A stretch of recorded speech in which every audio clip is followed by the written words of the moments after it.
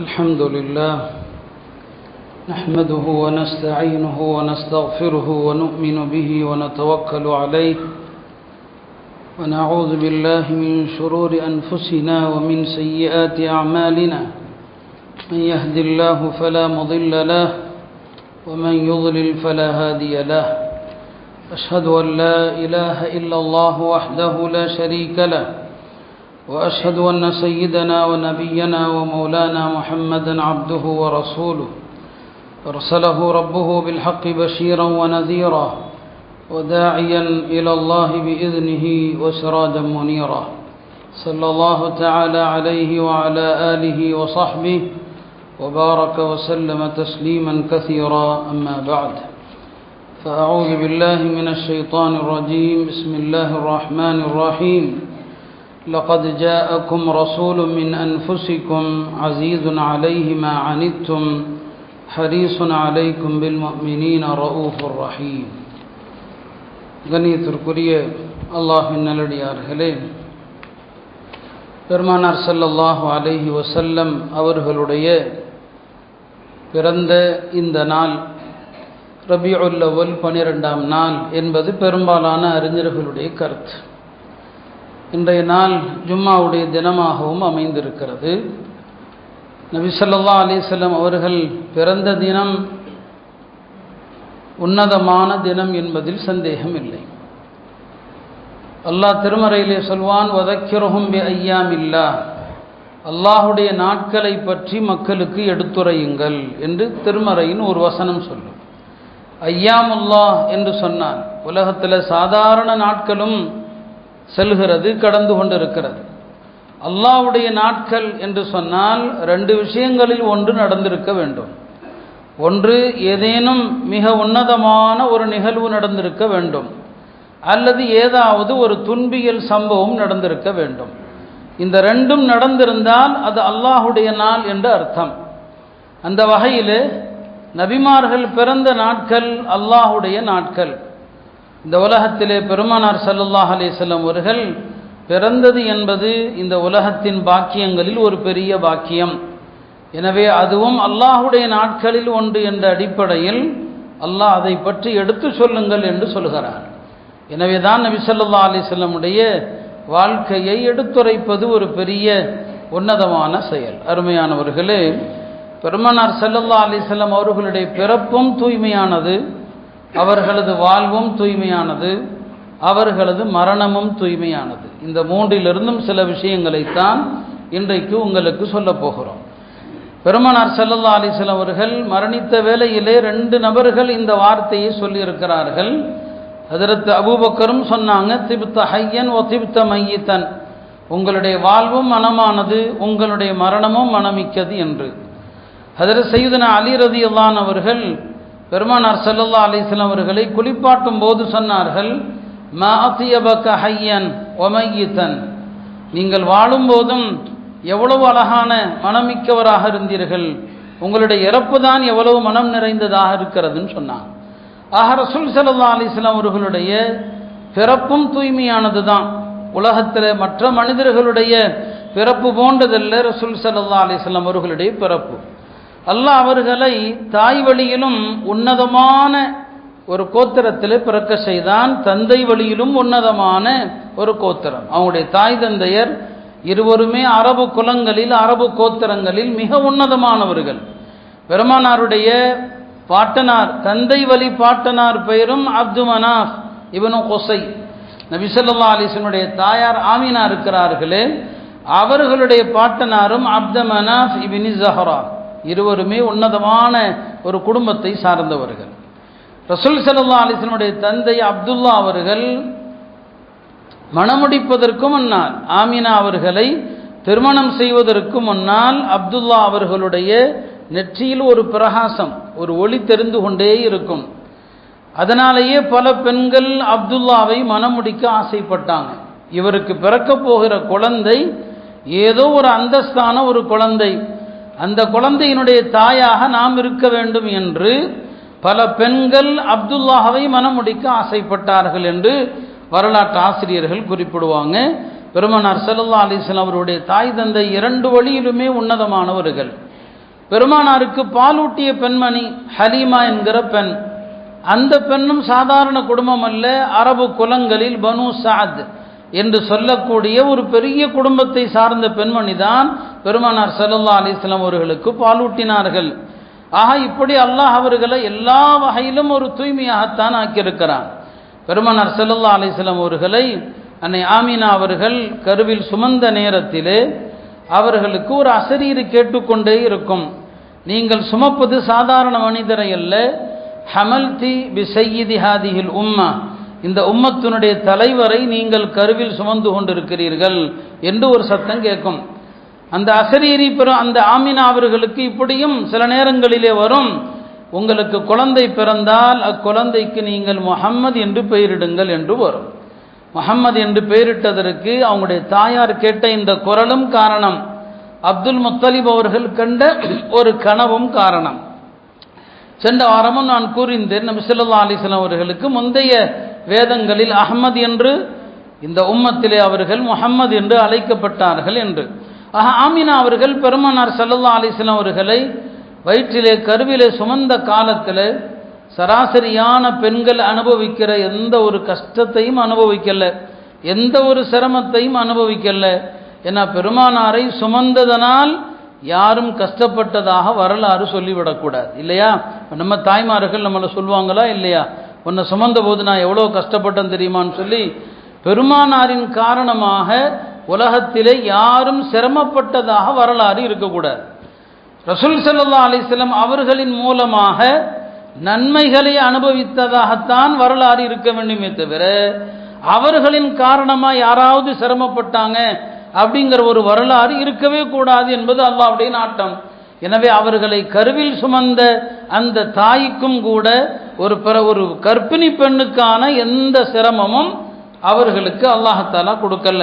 இப்படித்தான் அல்லாஹ்தாலா அவனுடைய கற்ப காலத்தில் அவங்க பிறக்கிற நேரத்தில் ஒரு குழந்தை பிறக்கும் போது ஏற்படுகிற எந்த விதமான பிரசவ தீட்டு, எந்த விதமான அழுக்கு அதுவும் கிடையாது. சுத்தமான நிலையில தான் அல்லாஹுடைய தூதர் பிறக்கிறாங்க. இந்த உலகத்தில் அவங்க பிறக்கும் போது அவங்க கலிமா அவர்களை உயர்த்தியவர்களாக பிறக்கிறாங்க. அவங்களுடைய பார்வை வானத்தை நோக்கி தான் இருக்குது. அல்லாஹ் திருமறையில் சொல்வான், கத் நரா தகல்லுப வஜ்ஹிக ஃபிஸ்ஸமா, நீங்கள் வானத்தை நோக்கி பார்த்து கொண்டே இருப்பதை நாம் அறிவோம். ரசூல் ஸல்லல்லாஹு அலைஹி வஸல்லம் பிறக்கும் போதும் வானத்தை நோக்கியே தான் பார்த்தாங்க. பெருமானார் ஸல்லல்லாஹு அலைஹி வஸல்லம் அவர்கள் பிறக்கிற நேரத்தில் உஸ்மான் இப்னு அபில் ஆஸ் என்ற ஒரு சஹாபி, அவர்களுடைய தாயார் இருந்தாங்க, அருகில் இருந்தாங்க பிரசவ நேரத்தில். அவங்க சொல்றாங்க, ஆமீனா அவர்கள் பெருமானார் ஸல்லல்லாஹு அலைஹி வஸல்லம் அவர்களை பெற்றெடுத்த நேரத்திலே அவர்கள் இருந்த அந்த அறை முழுக்க நான் ஒளியைத்தான் கண்டேன். முழுக்க ஒளிதான். அது மட்டுமல்ல, நட்சத்திரங்கள் எல்லாம் எங்களை நெருங்கி வருவதை கண்டேன். இந்த அளவுக்கு நான் எண்ணினேன், நட்சத்திரங்கள் என் தலை மீது விழுந்து விடுமோ என்று. பெருமானார் ஸல்லல்லாஹு அலைஹி வஸல்லம் அவர்கள் பிறக்கிற நேரத்திலே நடந்த ஒரு அற்புதங்கள் இதெல்லாம். ஒரு தூய்மையாக பிறந்தாங்க. உலகத்தில் மற்ற குழந்தைகள் பிறப்பது போன்ற ஒரு பிறப்பு அல்ல. மற்ற குழந்தைகள் பிறந்தால் அந்த குழந்தையை கழுகணும், ஏன்னா உடம்புல ரத்தமாக இருக்கும். பெருமானார் ஸல்லல்லாஹு அலைஹி வஸல்லம் அவர்களை இது போன்ற எந்த அழுக்காறுகளும் இல்லாமல் ஒரு தூய்மையான நிலையில தான் அல்லாஹ் அவர்களை படைத்தான். பெருமானார் பிறந்த நேரத்தில் உலகத்தில் பல இடங்கள்ல பல அதிசயங்கள் நடக்குது. ஹஸ்ஸான் இப்னு சாபித் பெருமானாரை புகழ்ந்து கவி பாடக்கூடிய ஒரு புலவர். அவர் அறியாமை காலத்தில் 60 வருஷம் வாழ்ந்தவர், மொத்தம் 120 வயது வாழ்ந்தவர். பெருமானார் பிறக்கிற நேரத்தில் அவருக்கு 7 வயது. அவர் மதீனாவில் இருக்கிறவர், அன்றைக்கு அதை யஸ்ரிபுன்னு சொல்லுவாங்க. அவர் சொல்றாரு, என்றைக்கு நபி ஸல்லல்லாஹு அலைஹி வஸல்லம் அவர்கள் மக்காவில் பிறந்தார்களோ அப்போது ஒரு யூதர் ஒருவர் மதீனாவுடைய ஒரு மலை மீது ஏறி அவர், யா மஅஷர யஹூத், யூதர்களே, தல அல் லைலத நஜ்மு அஹ்மத், நேற்றைய இரவு அஹ்மத் என்கிற அந்த நட்சத்திரம் தோன்றிவிட்டது என்று யூதர்களை எல்லாம் அழைத்து அந்த யூத பாதிரியார் சொன்னதாக ஹஸ்ஸான் இப்னு சாபித் சொல்றாங்க. இப்போ நபி ஸல்லல்லாஹு அலைஹி வஸல்லம் அவங்க பிறந்தது மக்காவில் பிறந்த செய்தியே மதீனாவில் உள்ள யூதர் தன் குலத்தவரை எல்லாம் அழைத்து சொல்லுகிறார், கடைசி நபியான அஹ்மத் அவர்கள் வந்து விட்டார்கள். என வேதக்காரர்கள் அஹ்மத் என்று தான் சொல்லுவாங்க. ஈசா அலைஹிஸ்ஸலாம் பெருமானாரை அஹ்மத் என்று தான் குறிப்பிட்டாங்க. மூசா அலைஹிஸ்ஸலாம் இந்த உம்மத்தை சொல்லும் போது தில்க உம்மத்து அஹ்மத், அஹ்மதுடைய உம்மத். அவங்க அல்லாஹ்ட்ட துஆ செஞ்சாங்க, அல்லாஹும்ம ஜஅல்னி மின் உம்மத்தி அஹ்மத், அஹ்மதுடைய உம்மத்திலே என்னையும் சேர்த்தருள்வாயாக. அஹ்மத் என்றால் அல்லாஹ்வை அதிகம் புகழ்பவர். நாளை மஹ்ஷர் மைதானத்தில் பெருமானார் ஸல்லல்லாஹு அலைஹி வஸல்லம் அவர்களுடைய உள்ளத்தில் அல்லாஹ் சில துதிச்சொற்களை உதிக்க செய்வான். அந்த துதிச்சொற்களை கொண்டு அல்லாஹ்வை அதற்கு முன்னால் யாருமே புகழ்ந்திருக்க மாட்டாங்க, அதற்கு பின்னாலும் புகழ்ந்திருக்க மாட்டாங்க. அல்லாஹ்வை துதிப்பதற்கு போற்றுவதற்கு எத்தனையோ சொற்கள் நாம் அறிகிறோம். ஆனால் மஹ்ஷருடைய அந்த மைதானத்தில் பெருமானார் ஸல்லல்லாஹு அலைஹி வஸல்லம் அவர்களுக்கு மட்டும்தான் அந்த வார்த்தைகள் உள்ளத்தில் போடப்படும். அதை கொண்டு அவர்கள் அல்லாஹ்வை புகழ்வதனால் அவர்கள் அஹ்மத். வேற யாரும் அல்லாஹ் அப்படி புகழ முடியாது, அதனால அவங்க அஹ்மத். அப்ப அந்த யூதர் சொல்கிறார், இதோ அஹ்மது பிறந்து விட்டார் என்று.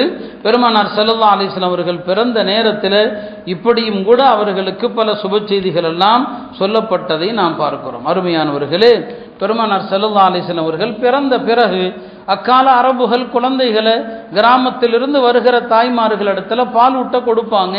ஹலீமாங்கிற பெண்மணி பனு சாத் கூட்டத்தை சார்ந்த பெண்மணி. அவர்கள் வசிக்கிற கிராமத்தில் கடுமையான வறட்சி, பஞ்சம், செழிப்பு கிடையாது. கால்நடைகள் மேய்வதற்கு கூட எந்த பொறுப்புண்டும் கிடையாது. எல்லாமே வறண்டு போய் கிடக்கிறது. ஏழ்மையில் ரொம்ப சிரமத்தில் இருக்கிற நேரத்தில் தான் அந்த பெண்கள் மக்காவுக்கு வந்து மக்காவுடைய செல்வந்தர்கள் வீட்டு குழந்தைகளை எடுத்து பால் ஊட்டி கூலி வாங்கலாம் என்று வர்றாங்க. வந்தவர்கள் எல்லாருக்கும் குழந்தைகள் கிடைத்து விட்டது. இறுதியில் ஹலீமா அவர்கள், ரசூல் ஸல்லல்லாஹு அலைஹி வஸல்லம் அவர்கள் அனாதை என்பதனால யாருமே வாங்க முன் வரல. யார் கூலி கொடுப்பாங்க, என்ன கொடுப்பாங்க என்று யாருமே முன் வரல. ஹலீமா அவர்களுக்கு எந்த குழந்தையும் கிடைக்கல. கடைசியில் சொல்லப்படுது, இதோ அப்துல் முத்தலிபுடைய மகன், அதாவது அவருடைய பேரன் முஹம்மது அவர்கள் என்ற ஒரு குழந்தை பிறந்திருக்கிறாங்கன்னு சொல்லி ஹலீமாவும் அவங்களுடைய கணவரும் சரி அந்த குழந்தையாவது எடுத்துக்கொண்டு வருவோம் சொல்லி வர்றாங்க. எப்போ நபி ஸல்லல்லாஹு அலைஹி வஸல்லம் அவர்களை ஹலீமா அம்மையார் கையில் வாங்கினாங்களோ அதிலிருந்து மாற்றத்தை பார்க்க ஆரம்பித்தாங்க. அதிலிருந்து மாற்றம் தான். அவங்க வந்த ஒரு குதிரை, சில அறிவிப்புகளில் கழுதன் வருது. அவங்க வந்த கழுதை வந்து அந்த கூட்டத்திலேயே ஆக பின்னால கடைசியாக வந்துக்கிட்டு இருந்துச்சு. கடைசியாக வந்த கழுதைனா அதுதான். எப்போ நபி ஸல்லல்லாஹு அலைஹி வஸல்லம் அவங்கள வாங்கிட்டு புறப்பட்டாங்களோ பெருமானாருடைய அருளின் காரணமாக எல்லா கழுதைகளை விட அவங்களுடைய குதிரை, அவங்களுடைய கழுதை முன்னால் போயிடுச்சு. மற்ற பெண்கள் எல்லாம் சொன்னாங்க ஹலீமாவை பார்த்து, ஹலீமாவே இர்பஇ அலைனா, எங்கள் மீது கொஞ்சம் கருணை காட்டி மெதுவாக போமான்னு சொன்னாங்க. பெருமானாரை எடுத்த நிலையிலிருந்து அது வேகம் பிடிக்குது. ஹலீமா சொல்கிறாங்க, நாங்கள் வீட்டுக்கு வந்தோம், மாலையில் எங்களுடைய கால்நடைகள் திரும்பி வருகிற போது மேய்ச்சலுக்கு ஒன்றும் இல்லாமல் பசியோடு தான் வரும். அதனுடைய மடுவை பிடிச்சா பால் ஒன்றுமே இருக்காது. ஆனால் எப்போ நபி ஸல்லல்லாஹு அலைஹி வஸல்லம் தூக்கிட்டு வீட்டுக்கு போகிறோமோ எங்களுடைய கால்நடைகள் வயிறு நிரம்பி வந்ததை கண்டோம். மடுவை தொட்டா பால் கறக்குது. அல்லாஹுடைய திருத்தூதருடைய பரக்கத் இது. இப்படி அந்த கிராமமே செழிப்பாயிடுச்சு. நபி ஸல்லல்லாஹு அலைஹி வஸல்லம் அவர்கள் போனதும் அல்லாஹ் தஆலா அவர்களை பிறக்கும் போதே எல்லா மக்களும் புகழும் விதமாக ஒரு தூய்மையான நிலையில தான் அல்லாஹ் பிறக்க செய்கிறான். பெருமானார் ஸல்லல்லாஹு அலைஹி வஸல்லம் அவர்கள் அவங்க சின்ன வயசிலிருந்து எந்த விதமான குறையும் அவர்கள்ட்ட தென்படக்கூடாது என்பதுதான் அல்லாஹ்வுடைய நாட்டம். ரசூல் ஸல்லல்லாஹு அலைஹி வஸல்லம் அவங்களுடைய பாட்டனார் அப்துல் முத்தலிப் இறந்த பிறகு அபூ தாலிப் அவர்களிடத்தில் வளர்றாங்க. அபூ தாலிபுக்கு நிறைய குழந்தைகள். அபூ தாலிப் ஒரு ஏழ்மை நிலையில் இருப்பவர்கள். சாப்பிட்ற நேரத்தில் மற்ற குழந்தைகள் எல்லாம் பசியில் ஓடி வந்து சாப்பாட்டுடைய தட்டை நோக்கி கை வைப்பாங்க. நபி ஸல்லல்லாஹு அலைஹி வஸல்லம் அந்த பருவத்திலும் கூட உணவு தட்டில் கை வைக்க மாட்டாங்க. எல்லாரும் சாப்பிடட்டும் என்று தான் விடுவாங்க. அறகுறை சாப்பாடு. மற்ற குழந்தைகள் எல்லாம் காலையில் எழுந்திருக்கிற நேரத்தில் வாடி போய் எழுந்திருப்பாங்க. பெருமானார் ஸல்லல்லாஹு அலைஹி வஸல்லம் காலையில் எழுந்த அழகான முகத்தோடு எழுந்திருப்பாங்க. அவங்களுடைய தலையில் எண்ணெய் தேய்க்கப்பட்டது போல இருக்கும், கண்களுக்கு சுருமா இடப்பட்டது போல இருக்கும். ஆனால் சாப்பிட்டது ரொம்ப கம்மி. பல நேரங்களில் ரசூல் ஸல்லல்லாஹு அலைஹி வஸல்லம் சாப்பிடவே மாட்டாங்க. அல்லாஹ் தஆலா அப்படி ஒரு தூய்மை தான் அவங்க உடம்புல எப்போதுமே நறுமணம் தான். பெருமானாருடைய உறுப்புகள் சிறு வயதில் கூட யாருமே பார்த்தது கிடையாது. சஹீஹ் புகாரில் வருது. மக்கா முக்கர்ரமா காபத்துல்லாவை மக்காவுடைய அந்த மக்கள் கட்டி கொண்டிருக்கிறாங்க. அப்போ நபி ஸல்லல்லாஹு சின்ன பிள்ளை, எல்லா சிறுவர்களோடு சேர்ந்து அவர்களும் கற்களை எடுத்துக்கொண்டு போயிட்டு இருக்கிறாங்க. அப்போ ஹஜ்ரத் பெருமானாருடைய குடும்பத்தை சார்ந்தவர் ஒருத்தர் சொன்னாங்க, ஏன் நீங்கள் மற்ற பிள்ளைங்களெல்லாம் சின்ன வயசு தானே அவங்களுடைய வேட்டியை அவிழ்த்து விட்டு கல்லை தூக்கிட்டு போயிட்டு இருக்கிறாங்க, ஏன்னா தடுக்கி விழுந்துடக்கூடாதுன்னு சொல்லி நீங்களும் வேட்டியை அவிழ்த்துருங்கன்னு சொல்கிறாங்க. ரசூல் ஸல்லல்லாஹு அலைஹி வஸல்லம் வேட்டியை அவிழ்க்கலான்னு போனாங்க, மயக்கமுற்று விழுந்துட்டாங்க. ஏன்னா பெருமானார் ஸல்லல்லாஹு அலைஹி வஸல்லம் உடைய அந்த மறைவிடத்தை யாரும் பார்க்கக்கூடாது என்பது அல்லாஹுடைய நாட்டம். மக்காவில் வருஷந்தோறும் வேடிக்கை நடக்கும், திருவிழாக்கள் நடக்கும், இணை வைப்பாளர்கள் அவங்களுடைய தெய்வங்களுக்கு கொண்டாடுவாங்க. பெருமானார் ஸல்லல்லாஹு அலைஹி வஸல்லம் அந்த திருவிழாக்களுக்கு சென்றதே கிடையாது. ஒரு நாள் இரவு சிறுவர்களோடு செல்லலாம் என்று நினைக்கிறாங்க, அல்லாஹ் அவர்களுக்கு உறக்கத்தை கொடுத்துறான், அல்லாஹ் அவர்களை தூங்க வச்சிடறான். இப்படி சிறுபிராயத்திலிருந்து அவர்களது வாழ்க்கையில் எந்த கலங்கமும் இல்லாமல் அவங்க ஒரு இணை வைப்பு திருவிழாவில் கலந்தாங்க அப்படிங்கிற ஒரு வரலாறு வரக்கூடாது. அவர்களுடைய மறைவிடத்தை யாரும் பார்த்து விடக்கூடாது. இப்படி அல்லாஹ்தாலா சிறு வயதிலிருந்தே அவர்களை ஒரு தூய்மையான நிலையில அல்லாஹ் நேரடியாக பராமரித்து கொண்டு வருகிறான். அதே போலத்தான் பெருமானார் ஸல்லல்லாஹு அலைஹி வஸல்லம் உள்ளம் என்ன செய்யப்படுது, திறக்கப்படுது. இன்றைய நிலையில சொன்னா ஒரு ஓப்பன் சர்ஜரி தான் அது. பெருமானாருடைய உள்ளம் திறக்கப்பட்டு அவங்களுடைய வயிறு கழுவப்படுது, அவங்களுடைய இதயம் தூய்மையாக்கப்படுது. எதற்காக? இந்த குரானை தாங்குற சக்தி வேணும். குரான் இருக்கிறதே அதை தாங்குற சக்தி மலைக்கும் கூட கிடையாது. மலை வெடித்து சிதறிவிடும் இந்த குரானை மலை மீது இறக்கி இருந்தார். இந்த குரானை பற்றி அல்லாஹ்வே சொல்லுவான், சனுல்கி அலைக்க கௌலன் சகீலா, ரொம்ப ரொம்ப பாரமான வாக்கியம் குரான். இந்த குரானை சுமப்பதற்குரிய அந்த இதயம் வேண்டும் அல்லவா, அதை தாங்கக்கூடிய சக்தி வேண்டும். அதை தாங்கிறதுக்கு தான் சிறுபிராயத்திலேயே வானவர்கள் தலைமையில் ஒரு கூட்டம் வர்றாங்க. ரசூல் ஸல்லல்லாஹு அலைஹி வஸல்லம் இதயத்தை பிளந்து இதயத்தில் இருக்கிற எல்லா விதமான அழுக்குகளையும் நீக்கிறாங்க. என்ன அழுக்கு என்னதான் இருந்தாலும் பெருமானார் ஸல்லல்லாஹு அலைஹி வஸல்லம் அவர்கள் ஒரு மனித தம்பதியருக்கு பிறந்தவர்கள் இல்லையா, மனித விந்திலிருந்து பிறந்தவங்க. அந்த விந்து என்னதான் இருந்தாலும் ஒரு அருவருக்கத்தக்க பொருள். அந்த பொருளுடைய அழுக்குகள் அல்லாஹ்வுடைய தூதருடைய உள்ளத்தில் உடம்புல இருக்கக்கூடாது, அதை விட்டும் சுத்தமாக்குறாங்க. ஈசா அலைஹிஸ்ஸலாம் மனித விந்துல பிறக்கல்ல, அவங்க அல்லாஹ்வுடைய நேரடி கட்டளையில பிறந்தாங்க ஈசா அலைஹிஸ்ஸலாம். அதனால ஈசா அலைஹிஸ்ஸலாமை பொறுத்த வரைக்கும் அவங்க பிறக்கும் போதே உள்ளத்துல எதுவுமே கிடையாது. ஆனா முஹம்மது ஸல்லல்லாஹு அலைஹி வஸல்லம் அவங்க மலக்குமார்கள் எல்லாவற்றையும் பிளந்து அவர்களை சுத்தம் செய்கிறாங்க. அந்த பிளந்து சுத்தம் செய்யக்கூடிய நேரத்தில் தான் அவர்களுடைய இரண்டு தோள்களுக்கு மத்தியில் ஹாத்தமுன் நபுவா நபித்துவ முத்திரையும் பதிக்கப்படுது. இதான் என்னங்க, இறுதி நபி முத்திரை இடப்பட்டுடுச்சு, அவ்வளோதான். இனி நபித்துவம் என்பது கிடையாது. இனிமேல் நபி என்று எவன் சொன்னாலும் அவன் பொய்யன். ஏன்னா இந்த காலத்தில் இது ரொம்ப தேவையாக இருக்குது. பல பேர் தன்னை நபின்னு சொல்கிறான். அல்லாஹ்வுடைய தூதருடைய காலத்திலேயே தங்களை நபி என்று வாதிட்டவர்கள் உலகத்தில் பல பேர் இருந்தாங்க. பெருமானார் தன்னுடைய இறுதி காலத்தில் ஒரு கனவு கண்டாங்க. அவங்களுடைய கையில் 2 தங்க காப்பு அணிந்திருப்பது போல அந்த காப்புகளை ஊதுறாங்க, அது பறந்து விடுகிறது. தோழர்கள்ட்ட சொன்னபோது அதுக்கு என்ன விளக்கம் யார சொல்லுதான்னு கேட்டாங்க. 2 பொய்யர்கள் தோண்டி இருக்கிறாங்க. ஒருத்தன் யமனுடைய தலைநகர் சன்ஆ, அங்கே அனசின்னு ஒருத்தன் தன்னை நபின்னு சொல்லிட்டு இருக்கிறான். இன்னொருத்தன் யமாமாவில் முசைலிமா, அவன் தன்னை நபின்னு சொல்லிட்டு இருக்கிறான். இவர்கள் இருவருமே அழிந்து போவார்கள் அப்படிங்கிறது தான் ஊதியதும் பறந்தது என்பதாக சொல்லப்பட்டுச்சு. அப்போ பெருமானார் ஸல்லல்லாஹு அலைஹி வஸல்லம் அவங்களுடைய இதயத்தை சுத்தப்படுத்தி அவங்களுடைய தோலில் நபித்துவ முத்திரை, அந்த நபித்துவ முத்திரை குறித்து ஹதீஸில் பல செய்திகள் இருக்கிறது. சஹாபாக்கள்ல சில பேர் பார்த்தாங்க. அந்த நபித்துவ முத்திரையை ஹஜ்ரத் சல்மான் ஃபாரிசி போன்றவர்கள் பார்த்திருக்கிறார்கள், முத்தமிட்டும் இருக்கிறாங்க. அப்போ சின்ன வயசில் அந்த நபித்துவ முத்திரை என்னங்க பதிக்கப்படுது. இப்படி சிறு வயதிலிருந்து நாமெல்லாம் சிறு வயதில் நிறைய சேட்டைகள் செய்திருப்போம், நிறைய தகாத விஷயங்கள் செய்திருப்போம். இது மாதிரியான எந்த ஒரு கலங்கமும் எந்த ஒரு அழுக்கம் அல்லாஹ்வுடைய தூதருடைய வாழ்க்கையில் சிறுபிராயத்திலும் நடந்ததில்லை, வாலிபத்திலும் நடந்ததில்லை, நபித்துவத்திற்கு முன்னால் பின்னால் எப்போதுமே நடந்தது கிடையாது. இதுதான் அர்த்தம், அவர்களுடைய பிறப்பும் தூய்மையானது. பிறப்பும் என்னங்க, தூய்மை. அல்லாஹாலா அப்படி ஒரு தூய்மையான ஒரு படைப்பாக ரசூல் ஸல்லல்லாஹு அலைஹி வஸல்லம் அவர்களை படைச்சான். நம்முடைய குழந்தைகளுக்கு பெருமானாருடைய பிறப்பின் போது நடந்ததை சொல்லணும். அவங்களுடைய தாயார் இறந்த இடம் எது, அபுவாங்கிற இடத்துல இறந்தாங்க. பிள்ளைகளுக்கு பெருமானாருடைய வாழ்க்கையை சொல்லித்தரணும். ஆக ரசூல் ஸல்லல்லாஹு அலைஹி வஸல்லம் பிறந்து இப்படித்தான் மிக தூய்மையாக அவர்கள் வளர்ந்து வருகிறார்கள், வாலிபத்தை அடைகிறாங்க. அன்னை ஹதீஜா அம்மையாரை நிக்காஹ் செய்கிறாங்க. அதற்கு பிறகு நபித்துவம் கிடைக்கிறது. அவங்களுடைய வாழ்க்கையினுடைய எல்லா விஷயங்களையும் நாம் பேசினா பல வாரங்கள் பேசணும். நான் எடுத்துக்கொண்ட தலைப்பு இதுதான், பிறந்ததிலிருந்து தூய்மை தான். நபியாக ஆனார்கள், நபியாக ஆன பிறகு மக்களை ஏகத்துவத்தின் பக்கம் அழைத்தாங்க. அவங்களுடைய தூய்மையான வாழ்க்கையை பாருங்க, நற்குணத்தில் அவங்களுக்கு நிகராக யாருமே கிடையாது.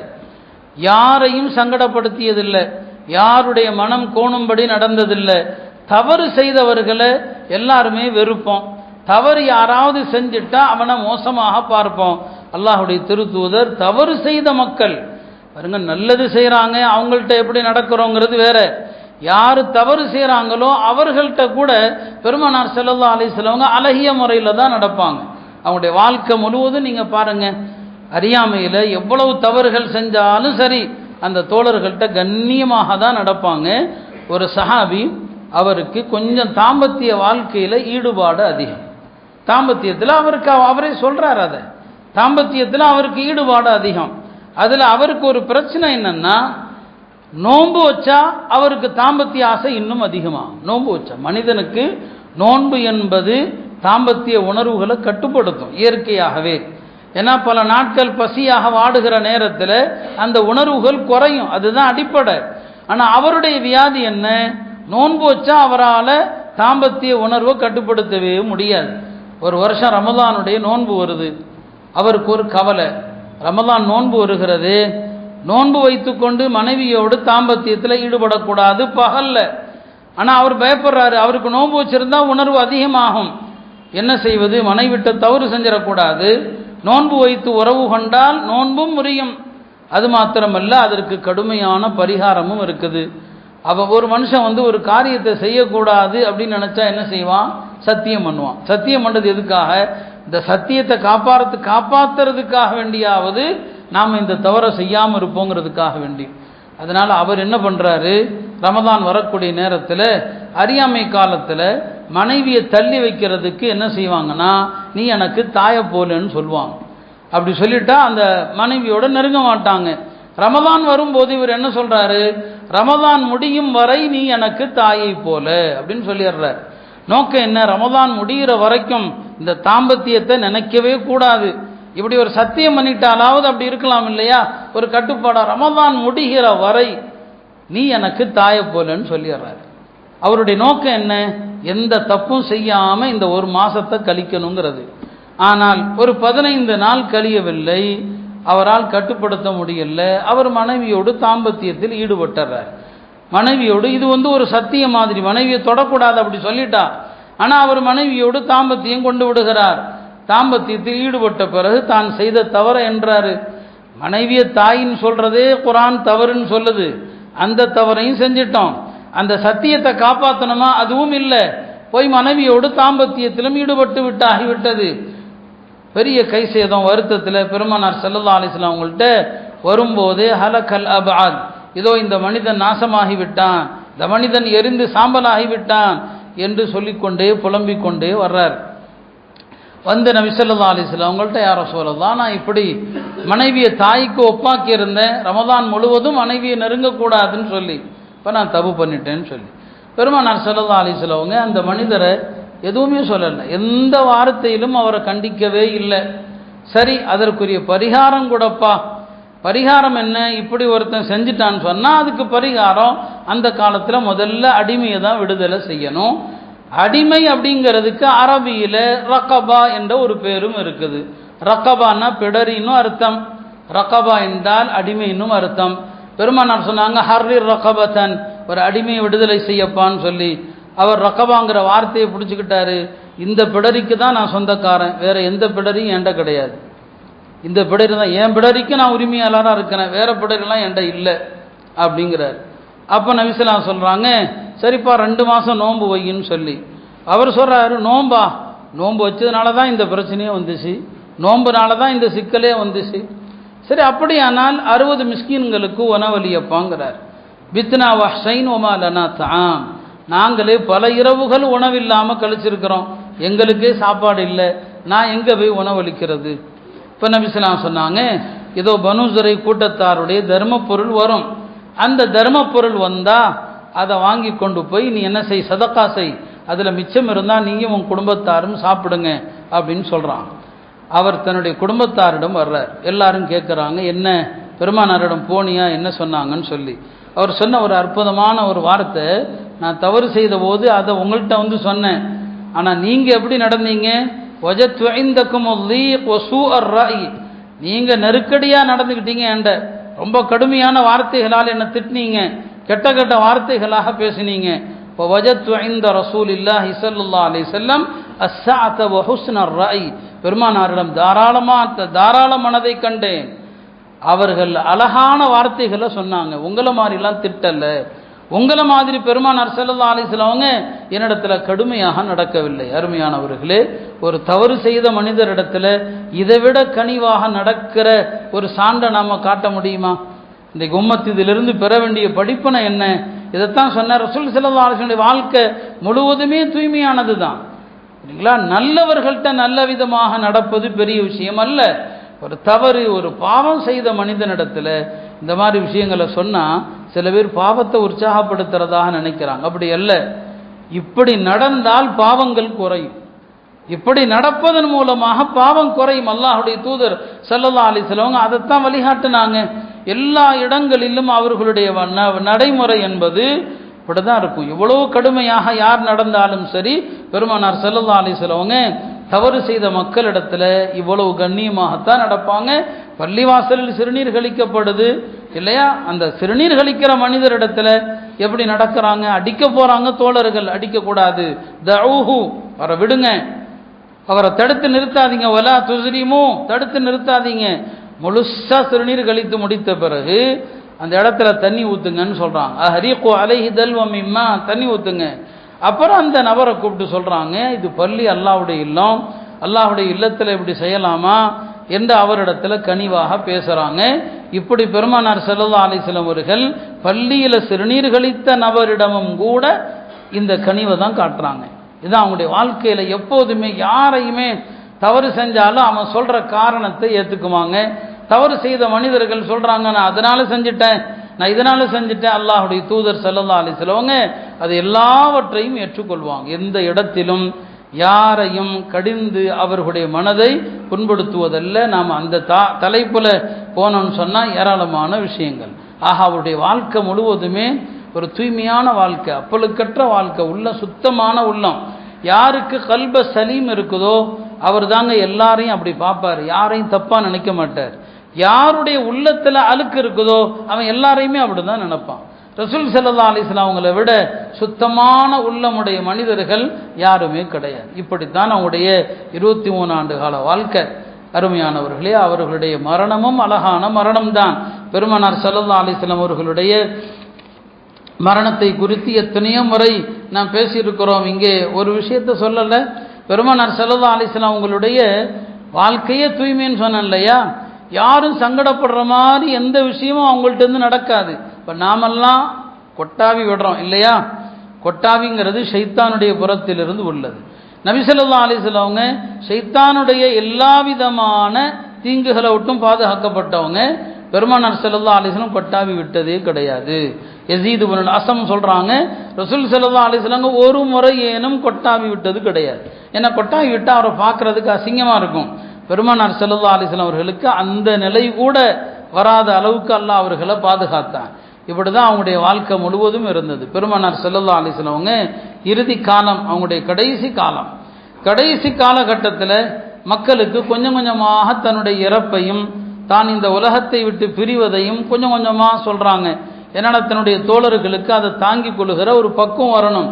ஒரு நாள் சொல்றாங்க பாருங்க, ஹயாத்தி ஹைருல் லக்கும், நான் உங்களோடு இருந்தால் அதுவும் உங்களுக்கு நல்லது தான்.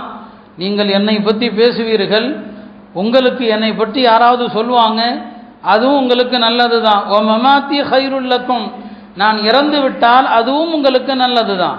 துஅரது அலைய அமாலுக்கும், நான் இறந்த பிறகு என்னுடைய உம்மத்தாகிய நீங்கள் என்ன செய்தாலும் எனக்கு காட்டப்படும், எல்லாமே பெருமானாருக்கு சமர்ப்பிக்கப்படும். உங்களில் யாராவது நல்லது செஞ்சீங்க, ஹமிதுல்லாஹ அலை, என் உம்மத்தில் ஒருத்தர் நன்மை செய்ததற்காக நான் அல்லாஹ்வை புகழ்வேன். ஒமா ரஅய்து மின் ஷர்ரின், உங்களில் யாராவது தீங்கு செய்தால் இஸ்தக்ஃபர்துல்லாஹ லக்கும், உங்களுக்காக நான் பாவ மன்னிப்பு தேடுவேன். அல்லாஹ்வுடைய தூதர் கபூரில் இருந்து கொண்டும் நமக்காக பாவ மன்னிப்பு தேடுறாங்க. அதான் சொன்னாங்க, நான் இருந்தாலும் உங்களுக்கு நல்லது தான், நான் இறந்தாலும் உங்களுக்கு நல்லது தான், உங்களுடைய அமல்கள் எனக்கு காட்டப்படும், உங்களில் நல்லவர்கள் நல்லது செய்தால் நான் அல்லாஹ்வை புகழ்வேன், என் உம்மத்தில் இந்த அமலை செய்கிற மக்கள் இருக்கிறார்களே என்று. உங்களில் யாராவது பாவம் செய்தால் நான் அல்லாஹ்ட்ட உங்களுக்காண்டி பாவ மன்னிப்பு தேடுவேன்னு சொன்னாங்க.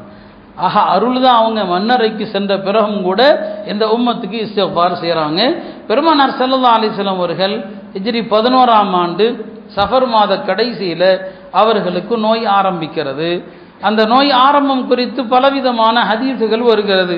பெருமானாருடைய அடிமையாக இருந்து விடுதலையானவர் அபு முவைஹிபா ஒரு நாள் இரவு நேரத்தில் நள்ளிரவில் ரசூல் ஸல்லல்லாஹு அலைஹி வஸல்லம் அவங்களுடைய அடிமையை கூப்பிட்றாங்க, அபு முவைஹிபாவை கூப்பிட்றாங்க, வாங்க பக்கீக்கு போயிட்டு வரலாம் என்று. பெருமானார் ஸல்லல்லாஹு அலைஹி வஸல்லம் அவர்களோடு அவரும் பக்கீக்கு செல்கிறார். இறப்பதற்கு முன்னால் பக்கீ கபர்ஸ்தானுக்கு நபிஸல்லாஹு அடிக்கடி போய் வந்துக்கிட்டு இருந்தாங்க. அந்த இறப்பதற்கு கடைசி நாட்களில் போனாங்க. அந்த மக்கள் பக்கீல அடக்கப்பட்ட அந்த அஹல பக்கீ இருக்கிறாங்களே அவங்களுக்கு சலாம் சொன்னாங்க. சலாம் சொல்லி விட்டு சொன்னாங்க, ஒரு வகையில் நீங்கள் எல்லாம் எல்லா குழப்பங்களை விட்டு பாதுகாக்கப்பட்டுட்டீங்க, மன்னரைக்கு வந்து விட்டீர்கள். சொல்லக்கூடிய காலம் எது யோசிச்சு பாருங்க. அந்த காலத்தில் சொல்கிறாங்க, ஒரு வகையில் நீங்கள் எல்லாம் ஃபித்னாக்களை விட்டும் பாதுகாக்கப்பட்டுட்டீங்க. இருக்கிற மக்கள் இருக்கிறார்களே அவர்களை நோக்கி அக்பலத்தில் ஃபிதன், குழப்பங்கள் நெருங்கி கொண்டிருக்கிறது. ககித்தஇல் லைலில் முதுலிம், இருள் சூர்ந்த இரவை போல ஃபித்னாக்கள் வந்து கொண்டிருக்கிறது. ஒரு ஃபித்னா இன்னொரு ஃபித்னாவை விட மோசமானது என்று சொல்லிவிட்டு பெருமானார் ஸல்லல்லாஹு அலைஹி வஸல்லம் அந்த அடிமையை நோக்கி சொன்னாங்க, அல்லாஹ் எனக்கு இந்த பூமியினுடைய கருவூல சாவிகள் எல்லாவற்றையும் என் கையில் கொடுத்தான். பெருமானார் சொல்றாங்க, இந்த பூமியினுடைய கருவூல திறவுகோல்கள் எல்லாத்தையும் என் கையில் கொடுத்து அல்லாஹ் சொன்னா, நீங்க விரும்பினா உலகத்தில் நிரந்தரமாக வசிக்கலாம், விரும்பினால் மரணத்தின் மூலம் என்னை சந்தித்து சொர்க்கம் போலாம் அப்படின்னு அல்லாஹ் எனக்கு ஒரு விருப்பத்தை அல்லாஹ் எனக்கு கொடுத்துருக்கிறான்.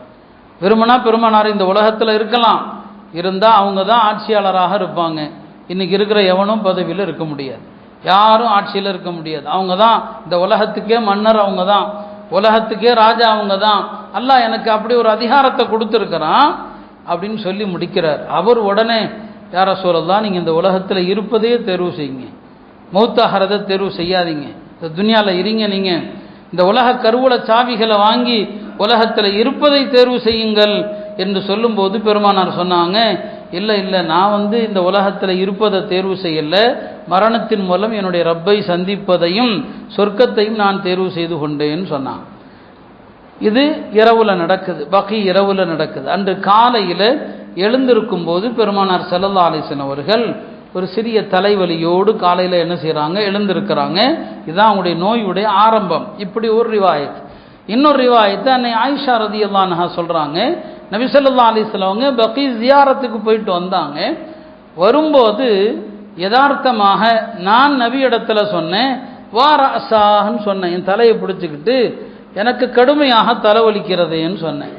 அப்போ ரசூல் ஸல்லல்லாஹு அலைஹி வஸல்லம் அவங்க சொன்னாங்க, இதை நான் அல்லவா சொல்ல வேண்டும், எனக்கல்லவா கடுமையாக தலைவலிக்குது, எனக்கு தான் தலைவலியோடு நான் வர்றேன், நீங்கள் சொல்கிறீங்களே தலைவலிக்குதுன்னு சொல்லிவிட்டு அன்னை ஆயிஷாவிடத்தில் பெருமானார் ஒரு வேடிக்கையாக சொன்னாங்க, எனக்கு முன்னால் நீ இறந்தா பிரச்சனை இல்லை, நீ இறந்தாலுமே கூட உன்னை நானே குளிப்பாட்டுவேன், நானே உனக்கு கஃன் செய்வேன், நானே உனக்கு தொழுகை நடத்துவேன், அது உனக்கு பெரிய பாக்கியம் அல்லவா அது.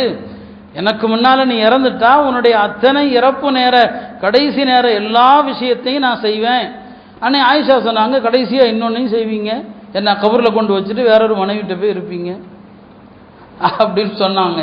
ஆயிஷா தான் சொன்னாங்க, இதெல்லாம் செஞ்சுட்டு கடைசியில் வேறொரு மனைவிட்ட போய் இருப்பீங்களான்னு கேட்டாங்க. நபி ஸல்லல்லாஹு அலைஹி வஸல்லம் சிரித்தாங்க. அப்போ அவங்களுக்கு அந்த நோயினுடைய கடுமை கொஞ்சம் கொஞ்சமாக அதிகமாகுது, ஒவ்வொரு நாளும் அதிகமாகுது. அந்த இறுதி நேரத்திலையும் அவங்களுடைய 9 மனைவிமார்கள் இருந்தாங்க. மரணிக்கிற காலத்தில் மொத்தமாக திருமணம் செய்த பெண்கள் 11 பெண்கள். அதில் 2 பேர் அவங்களுடைய ஹயாத்தில் மௌத்தாயிட்டாங்க. அன்னை ஹதீஜா அவர்களும் ஜைனப் பின்து ஹுசைமா அவர்களும் 2 பேரும் ஹயாத்தில் மௌத்தானாங்க. வஃபாத்தாகிற நேரத்தில் 9 மனைவிமார் இருந்தாங்க. எல்லா மனைவிமாரிடத்திலையும் அந்த நோய் காலத்திலையும் சரியான முறைப்படி யார் இடத்துல செல்ல வேண்டுமோ செல்றாங்க. அன்னை மைமூனா ரலியல்லாஹு அன்ஹா வீட்டில் தங்குற காலம், தங்க வேண்டிய நாள்.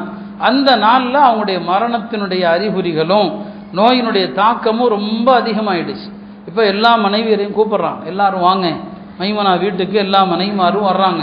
எல்லாரையும் கூப்பிட்டு சொன்னாங்க, நான் கடுமையாக நோயினுடைய தாக்கத்தை உணர்றேன், நீங்கள் எல்லாரும் எனக்கு அனுமதி கொடுங்க, நான் ஆயிஷாவுடைய வீட்டில் போய் தங்கணும்னு சொல்லி. ஏன்னா அவங்க அங்கே தான் அடக்கப்பட வேண்டும் என்பது அல்லாஹ்வுடைய நாட்டம். ஒரு நபி எங்கு இறக்குறாரோ அங்கு தான் அடக்கப்பட வேண்டும். எனவே நபி ஸல்லல்லாஹு அலைஹி வஸல்லம் அவங்க அல்லாஹ்வுடைய நாட்டப்படி அவங்க யார்கிட்டையும் கேட்கணும்னு தேவையில்லை. மனைவிமாரிடத்தில் கடைசி நேரத்தில் அவர்களுடைய திருப்திக்காக அவர்களை எல்லாம் அழைத்து நீங்கள் எல்லாம் அனுமதி கொடுங்க, நான் ஆயிஷா வீட்டில் போய் தங்குறேன்னு சொல்லி எல்லாருமே சொன்னாங்க, நீங்கள் எங்கே விரும்புகிறீங்களோ அங்கே போய் தங்குங்கன்னு சொல்லி ஹஜ்ரத் ஆயிஷா ரலியல்லாஹு அன்ஹுடைய வீட்டுக்கு பெருமானார் ஸல்லல்லாஹு அலைஹி வஸல்லம் அவங்க வர்றாங்க.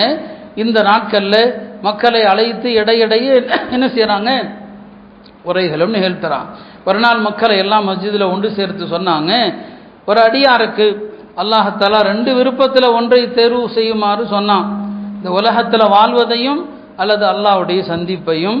அவர் அல்லாஹ்வை சந்திக்கிறத தேர்வு செய்து விட்டார் அப்படின்னு சொன்னாங்க. இது நபி ஸல்லல்லாஹு அலைஹி வஸல்லம் சொல்லும்போது ஒரு அடியார் அப்படின்னு சொன்னாங்க. அது யாருலாம் சொல்லலை. மக்கள் என்ன நினச்சிக்கிட்டாங்க, நபி ஸல்லல்லாஹு அலைஹி வஸல்லம் அடிக்கடி கடந்த காலத்தில் வாழ்ந்தவங்களை பற்றியெல்லாம் பேசுவாங்க இல்லையா, அப்படி யாரை பற்றியோ சொல்கிறாங்க போல் தருது என்று தான் மக்கள் எல்லாம் நினச்சாங்க. ஆனால் அந்த கூட்டத்தில் எங்கோ இருந்து ஒரு அழுக சத்தம் வருது. ஒரு அழுக சத்தம் வருது. யாருன்னு பார்த்தா ஹஜ்ரத் சையதுனா அபூபக்கர் மட்டும் அழுதுட்டுருக்கிறாங்க. அவங்களுக்கு விளங்கிடுச்சு, நபி ஸல்லல்லாஹு அலைஹி வஸல்லம் யாரை பற்றியோ சொல்லலை, தன்னை பற்றி தான் சொல்கிறாங்க. அவங்க விளங்கிக்கிட்டாங்க, மற்றவங்களுக்கு விளங்கலை.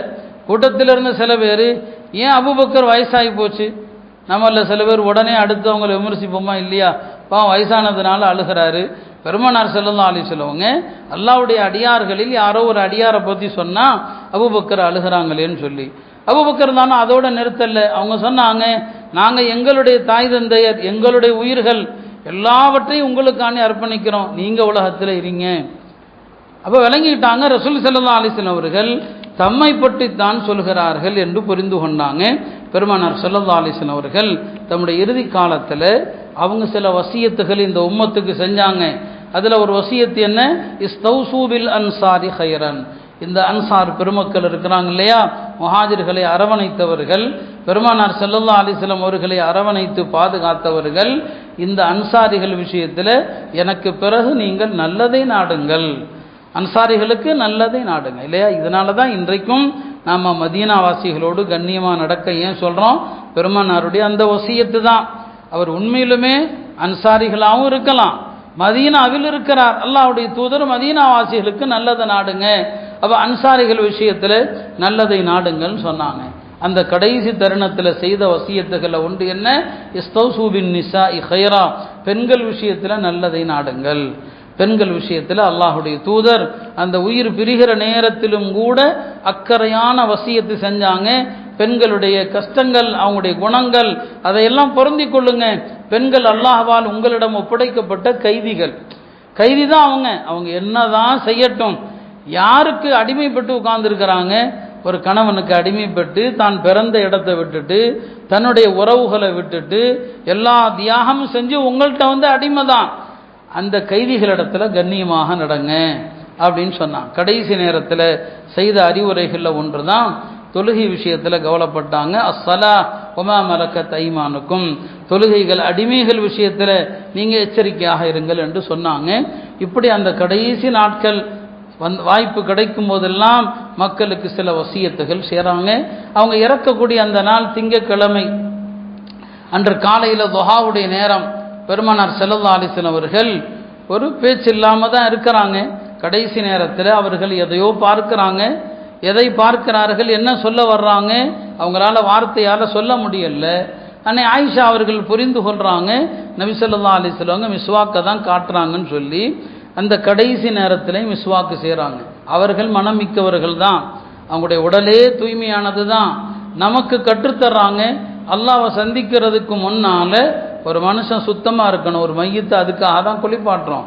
அதனால தான் ஒரு மனிதனுடைய இறப்பு அடையாளங்கள் தெரிந்தால் அவருடைய உடம்பில் உள்ள இறக்கிறதுக்கு முன்னால் ஒரு மனுஷன் மௌத்தாயிட்டா அவருடைய உடம்பில் உள்ள முடிகளெல்லாம் சுத்தம் செய்யக்கூடாது, உயிர் பிரிஞ்சுட்டா செய்யக்கூடாது. உயிர் பிரிகிறதுக்கு முன்னால ஒரு மோசமான நிலை, எப்போனாலும் இறக்கலாம் அப்படின்னு தெரியுதா, அவருடைய உடம்புல முடிகள் அதிகமாக இருந்தால் அக்குல் பகுதியில் மறை உறுப்பு பகுதியில் உள்ள முடிகளை எடுக்கணும். ஏன்னா இன்னல்லாஹ நதீஃபுன் யுஹிப்புன் நதாஃபா, அல்லாஹ் சுத்தமானவன், சுத்தத்தை விரும்பக்கூடியவன். பெருமானார் ஸல்லல்லாஹு அலைஹி வஸல்லம் அவங்க கடைசி நேரத்தில் மிஸ்வாக்கு செய்ய விரும்புகிறாங்கன்னா என்ன அர்த்தம்? அல்லாஹ்வை சந்திக்க போகிறோம், அல்லாஹ்வை சந்திக்கிறதுக்கு முன்னால் மிஸ்வாக்கு செய்து சுத்தத்தை விரும்புகிறாங்க. இது இந்த உம்மத்துக்கு கற்றுத்தருகிற பாடம், இந்த உம்மத்துக்கான பாடம். அவங்க மிஸ்வாக்கை செய்யாவிட்டாலும் அவர்களுடைய வாய் நறுமணம் மிக்கது தான். நமக்கு சொல்லித்தராங்க, இறக்க போகிறவரை சுத்தமாக வைங்க அல்லாஹ்வை சந்திப்பதற்கு.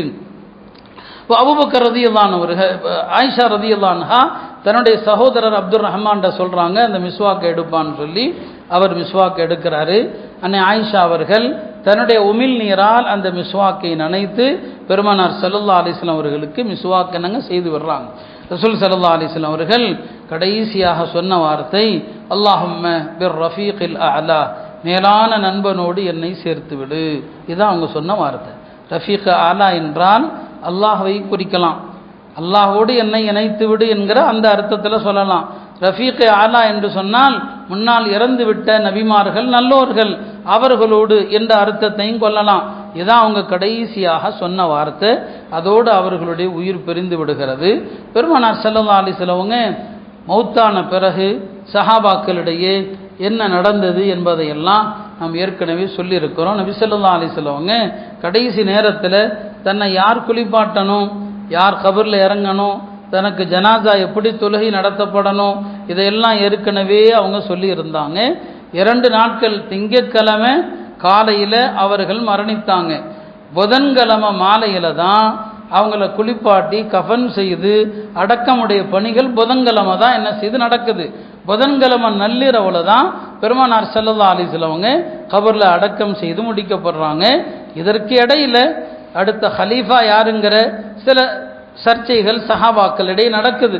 அதெல்லாம் நம்ம ஏற்கனவே உங்களுக்கு மத்தியில் என்னங்க சொல்லியிருக்கிறோம்.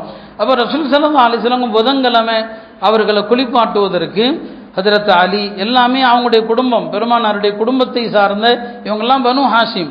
ஹஜ்ரத் அலி ரலியல்லாஹு அவர்கள், அப்பாஸ் ரலியல்லாஹு அவர்கள், ஃபதுல் இப்னு அப்பாஸ் அவர்கள், குஸ்ம் இப்னு அப்பாஸ், உசாமத் இப்னு ஸைத், ஷுக்ரான், இவங்க தான் இந்த 7 பேர் தான் நபி ஸல்லல்லாஹு அலைஹி வஸல்லம் அவங்களை குளிப்பாட்டுவதற்கு தயாராகிறாங்க.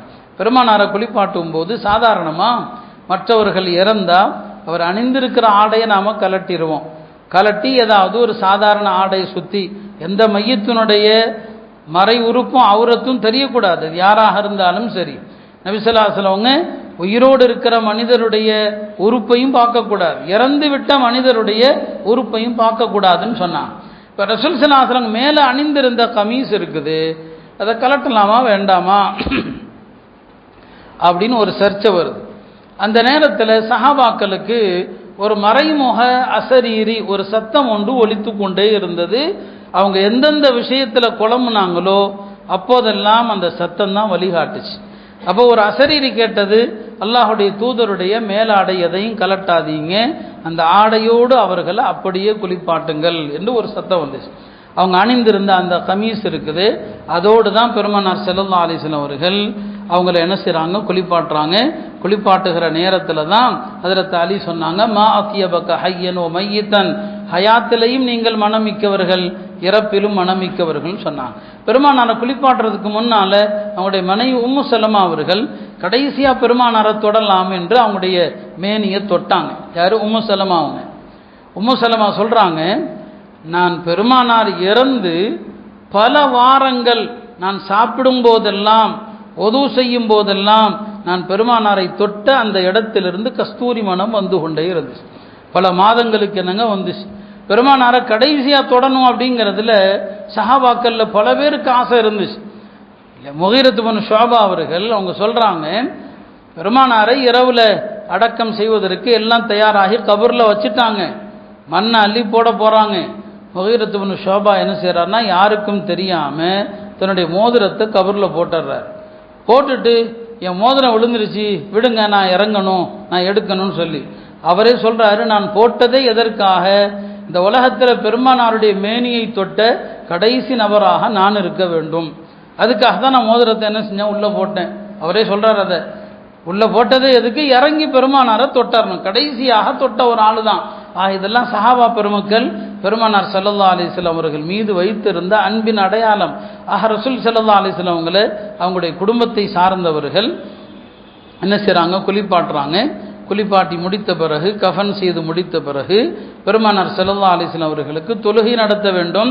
ஏற்கனவே பெருமானார் வசியத்து செய்ததாக சில அறிவிப்புகள் வருது. முதல்ல என்னுடைய குடும்பத்தை சார்ந்தவர்கள் எல்லாம் தனித்தனியாக தான், என்னுடைய குடும்பத்தில் உள்ள ஆண்கள், பிறகு என்னுடைய குடும்பத்தை சார்ந்த பெண்கள், பிறகு என்னுடைய தோழர்கள், இப்படி வரிசையாக வந்து தொழுது விட்டு போகுமாறு சொல்லியிருந்தாங்க. குளிப்பாட்டிய பிறகு சஹாபாக்களும் அந்த அவங்களுடைய வசியத்துப்படி அதே வரிசையில் வந்து நபி ஸல்லல்லாஹு அலைஹி வஸல்லம் அவங்களுக்கு தொழுகையும் நடத்தினாங்க. பெருமானார் ஸல்லல்லாஹு அலைஹி வஸல்லம் அவர்களை அடக்கம் செய்ய பணியில் ஆரம்பமாகுது. கபர் தோண்டணும். பெருமானார் ஸல்லல்லாஹு அலைஹி வஸல்லம் அவங்களுக்காக மதீனால 2 பேர் இருந்தாங்க கபர் தோண்டக்கூடியவர்கள். ஒருத்தர் அபு உபைதா, அவர் மக்காவாசிகள் கபர் தோன்ற முறைப்படி அவர் தோண்டுவார். இன்னொருத்தர் அபு தல்ஹா, அவர் மதீனாவாசிகள் கபர் தோண்டுகிற முறைப்படி தோண்டுவார். கபர் தோன்றது 2 விதமாக இருக்குது. ஒன்று நடுக்குழி தோண்டி உள்ள மையத்தை கிபிலாவை நோக்கி சரிச்சு வைக்கிறது. இன்னொன்று என்னன்னா, ஒரு குழி தோண்டி அந்த குழியில கிபிலா பக்கமாக இன்னொரு குழியை தோண்டுவாங்க. அதுக்கு அரபியில லஹதுன்னு சொல்லுவாங்க. பெருமானார் ஸல்லல்லாஹு அலைஹி வஸல்லம் அவங்க அந்த லஹது குழியை தான் விரும்பினாங்க ஹயாத்திலேயே. அவங்க சொல்லுவாங்க, அல்லஹது லனா வஷக்கு லிகைரினா, இந்த லஹது குழி தான் நமக்கானதுன்னு சொல்லுவாங்க. இப்போ பெருமானாருடைய வலி யாருன்னா அப்பாஸ் தான். ஒரு மனிதர் இறந்துட்டா அடக்க செலவு, அடக்க விஷயங்களை யார் கவனிக்கணும், வலி தான் கவனிக்கணும். அப்பாஸ் ரலியல்லாஹு இந்த 2 பேரையுமே ஆள் அனுப்பி கூப்பிட சொல்றாங்க. அபு உபைதா, அபு தல்ஹா அல்லாஹ்ட்ட துஆவும் செய்கிறாங்க. அல்லாஹ் உன்னுடைய நபிக்கு எந்த முறையில் கபர் தோண்டுவது சிறப்பு என்று நீ கருதுகிறாயோ அவரை அனுப்பி வை அப்படின்னு சொல்லி. அபு உபைதாவை தேடி போனவர் வீட்டில் அவர் இல்லைன்னு சொல்லி வந்துட்டார். அபு தல்ஹாவை தேடி போனவர் கூட்டுட்டே வந்துட்டார். அப்போ நபி ஸல்லல்லாஹு அலைஹி வஸல்லம் அவங்களுக்கு அல்லாஹ் நாடியது இந்த லஹது குழியை தான் நாடி இருக்கிறான். பெருமானார் ஸல்லல்லாஹு அலைஹி வஸல்லம் அவங்கள அந்த லஹது முறையில் தோண்டப்பட்ட குழியில் வைத்து தான் என்ன செஞ்சாங்க, அடக்கினாங்க. அந்த அடக்க பணிகளிலேயும் அவர்களுடைய குடும்பத்தில் உள்ள மேலே நாம் சொன்னோம் இல்லையா, அவர்கள் தான் என்ன செஞ்சாங்க, ஈடுபட்டாங்க. ரசூல் ஸல்லல்லாஹு அலைஹி வஸல்லம் அவங்க அடக்கம் செய்து முடிக்கப்பட்டு விட்டது. இமாம் தபரி உள்ளிட்டவர்கள் இந்த செய்தியை பதிவு செய்கிறாங்க. பெருமானார் ஸல்லல்லாஹு அலைஹி வஸல்லம் குடும்பத்தார் மிகுந்த கவலையில் இருக்கிறாங்க. அப்படி கவலையில் இருக்கும்போது ஒரு அசரீரி ஒன்று வருது. அஸ்ஸலாமு அலைக்கும் என்று சலாம் சொல்கிற சத்தம் கேட்குது. யா அஹ்லல் பைத், நபியின் குடும்பத்தினரே, இன்ன ஃபில்லாஹி இவதன் மின் குல்லி தாலிஃபின், இந்த உலகத்தில் அழியக்கூடிய எல்லா பொருள்களுக்கும் அல்லாஹ்வுடைய புறத்திலிருந்து ஒரு பகரம் உண்டு. வஹலஃபம் மின் குல்லி ஹாலிகன், இதற்கும் அதே அர்த்தம் தான். வஅஸா மின் குல்லி முசீபத்தின், இந்த உலகத்தில் ஏற்படுகிற எல்லா துன்பங்களுக்கும் ஆறுதல் சொல்ல வேண்டியது இருக்குதான். ஃபஸ்பிரு வஹ்தசிபு, நீங்கள் பொறுமையோடு அல்லாஹ்விடத்தில் நன்மை எதிர்பாருங்கள். இன்னல்லாஹ மஅஸ் ஸாபிரீன், அல்லாஹ் பொறுமையாளர்களோடு இருக்கிறான். ஹஸ்புனல்லாஹு வ நிஅமல் வக்கீல் என்று ஒரு குரல், ஒரு சத்தம் என்னங்க கேட்டது. அந்த சத்தத்திற்கு பிறகுதான் பெருமானார் ஸல்லல்லாஹு அலைஹி வஸல்லம் அவருடைய குடும்பத்தாருக்கு ஆறுதல் ஏற்பட்டது. அருமையானவர்களே, லேசாக வேகமாக தான் நாம் பெருமானாருடைய வாழ்க்கையை சொல்லியிருக்கிறோம். இல்லைன்னு சொன்னால் அவங்களுடைய வாழ்க்கையின் ஒவ்வொரு விஷயத்தையுமே விரிவாக நாம் பேசணும். அல்லாஹுடைய தூதருடைய வாழ்க்கையை அறிவது எதற்கு, அவர்களை நேசிக்கணும், அவங்களுடைய ஷரியத்தை உயிருக்கும் மேலாக மதிக்கணும், அவருடைய சுன்னத்துகள் ஒவ்வொன்றையும் பின்பற்ற வேண்டும். எல்லாம் அல்ல அல்லாஹ் ரசூலுல்லாஹ் ஸல்லல்லாஹு அலைஹி வஸல்லம் அவர்களை உண்மை